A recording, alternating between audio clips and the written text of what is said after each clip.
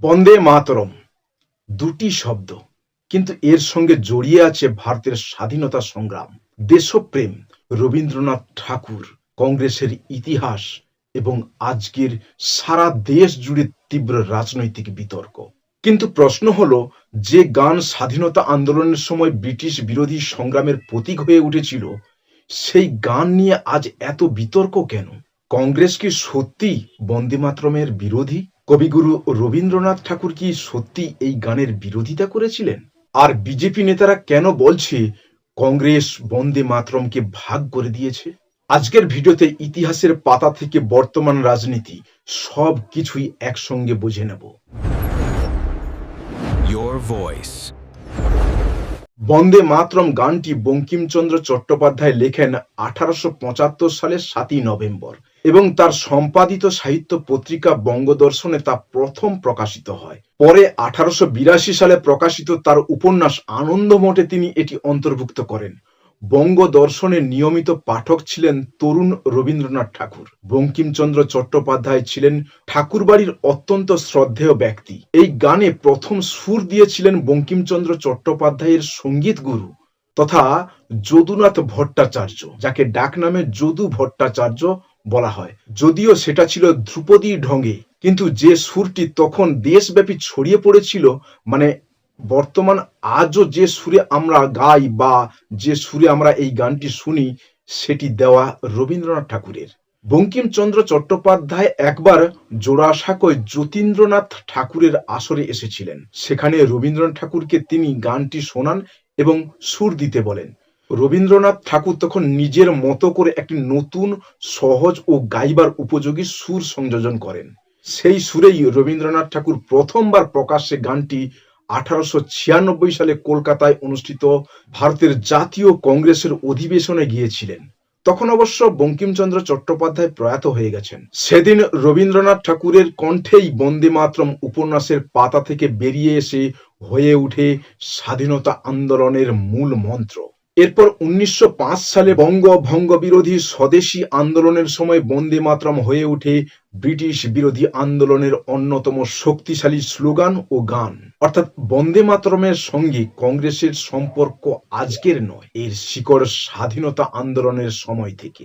এই গান নিয়ে 1937 সালে বিতর্ক শুরু হয়। বন্দে মাতরম তখন কংগ্রেসের সভা ও স্বাধীনতা আন্দোলনের অন্তর্ভুক্ত গুরুত্বপূর্ণ গান হয়ে ওঠে। কিন্তু আনন্দমঠ উপন্যাসের প্রেক্ষাপটের উপর ভিত্তি করে গানের উপর স্তবকগুলিতে দেবী দুর্গা, লক্ষ্মী, সরস্বতী প্রভৃতির উল্লেখযোগ্য থাকায় মুসলিম সহ অন্যান্য সমাজের একটি অংশের মানুষ আপত্তি তুলে 16 অক্টোবর 1937-এ বিশ্বভারতী নিউজে কৃষ্ণ কৃপালিনীর বন্দে মাতরম নিয়ে একটি লেখা প্রকাশিত হয়। সেটিকে ঘিরে বিতর্ক বাড়ে। নেতাজি সুভাষচন্দ্র বসু ব্যাপারটা নিয়ে তৎকালীন কংগ্রেসের সভাপতি জওহরলাল নেহরুর সাথে যোগাযোগ করেন। দুজনে আলোচনা করে ঠিক করেন এ ব্যাপারে রবি ঠাকুরের পরামর্শ নেওয়া উচিত এবং 16 অক্টোবর 1937-এ সুভাষচন্দ্র বোস রবীন্দ্রনাথ ঠাকুরকে চিঠির মাধ্যমে পুরো বিষয়টা জানান এবং এ ব্যাপারে কবিগুরুর মতামত জানতে চান। কবিগুরু রবীন্দ্রনাথ ঠাকুর 19 অক্টোবর 1937-এ সুভাষচন্দ্র বসুকে এর উত্তর দিয়েছিলেন। সেখানে রবীন্দ্রনাথ ঠাকুরের মত ছিল, দেশের সমস্ত সম্প্রদায়কে একসঙ্গে নিয়ে চলতে হলে এমন অংশ বেছে নেওয়া উচিত যা সর্বজন গ্রাহ্য। সেদিন রবীন্দ্রনাথ ঠাকুর বন্দে মাতরমের মোট 6 স্তবকের প্রথম 2 স্তবককে গ্রহণ করার প্রস্তাব দিয়েছিল। অর্থাৎ আজকের কংগ্রেস যে প্রথম 2 স্তবকের কথা বলছে, সেটি হঠাৎ তৈরি করা কোনো নতুন সিদ্ধান্ত নয়। এর ঐতিহাসিক শেকড় 1937 সালের রবি ঠাকুর পর্যন্ত। তার মানে কংগ্রেস বন্দে মাতরমের বিরোধী ছিল না, বরং বন্দে মাতরমকে সারা দেশ জুড়ে প্রতিষ্ঠিত করার কাজ করেছিল এবং রবি ঠাকুর প্রমাণ করে দিয়েছিলেন এটা শুধু একটা উপন্যাসের অংশ নয়। এই বন্দে মাতরম আমাদের জাতীয়তা বোধকে ত্বরান্বিত করে, তাই তিনি কংগ্রেসের অধিবেশনে নিজেই গিয়েছিলেন। স্বাধীনতা আন্দোলনের আগে ও পরে কংগ্রেসের সভা সমাবেশে এই গান ব্যবহৃত হয়েছে। আর আজকের মোদী সরকার এই গানটিকে নিয়ে এমন ভাবে রাজনীতি করছে যেন কংগ্রেস এই গানটির চরম বিরোধিতা করেছে। কিন্তু এমন কোনো ইতিহাস এখনো পর্যন্ত পাওয়া যায়নি এই বন্দে মাতরমকে প্রতিষ্ঠিত করতে আজকের বিজেপি তথা আজকের মুখ্যমন্ত্রী শুভেন্দু অধিকারীর ভাষাতে ভারতবর্ষ যখন স্বাধীন হয় তখন বিজেপি ছিল না, তখন বিজেপি ঠাকুরদা যারা ছিল আরএসএস জনসংঘ তারা ব্রিটিশের দালালি করত।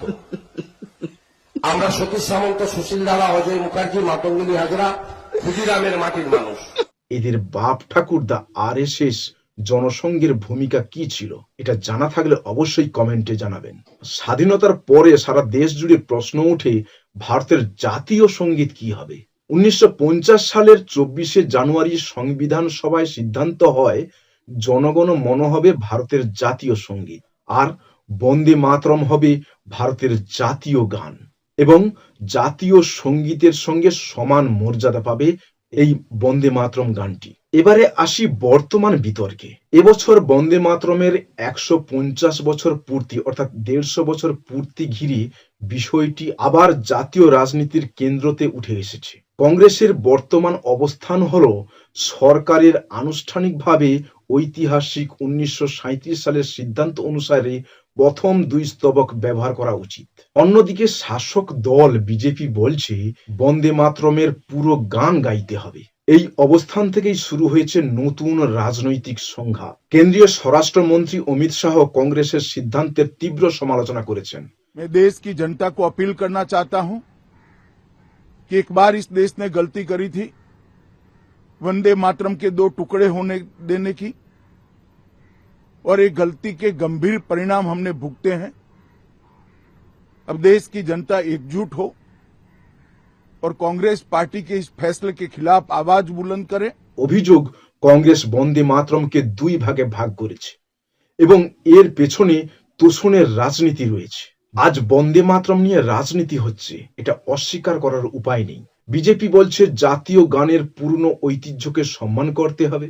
কংগ্রেস বলছে 1937 সালের রবি ঠাকুরের পরামর্শ অনুযায়ী ঐতিহাসিক সিদ্ধান্তের পিছনে থাকা সামাজিক সম্প্রীতির ভাবনাকে ভুলে গেলে চলবে না। কবিগুরু রবীন্দ্রনাথ ঠাকুরের পরামর্শকে এড়িয়ে গেলে চলবে না।